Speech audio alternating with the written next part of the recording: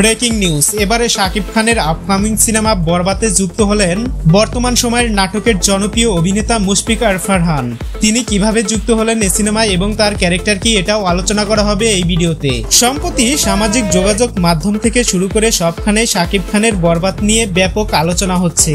এর মূল কারণ হলো ছবিটির বাজেট অনেক বেশি, মূলত তার জন্যই ছবিটি নিয়ে এত আলোচনা হচ্ছে এবং ছবিটিতে সর্বোচ্চ অ্যাকশন রাখার কথা জানিয়েছেন এই সিনেমার নির্মাতা মেহেদী হাসান নিজেই। শাকিব ভক্তরাও তার কাছ থেকে দীর্ঘদিন যাবত এমনটাই আশা করে আসছিল।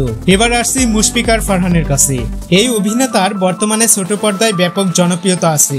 একটি বিশেষ সূত্রে জানা গেছে নাট্য নির্মাতা মেহেদী হাসান ফারহানের সাথে একটি মিটিং করেছে তার নতুন প্রজেক্টের ব্যাপারে।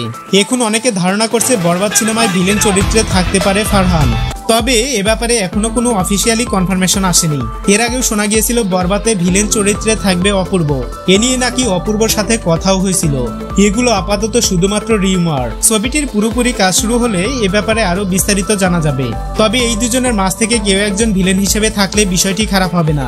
সো প্রিয় ভিউয়ার্স, অপূর্ব এবং ফারহান, শাকিবের বিপরীতে ভিলেন হিসেবে কাকে পারফেক্ট বলে মনে হয় জানাতে পারেন কমেন্ট বক্সে।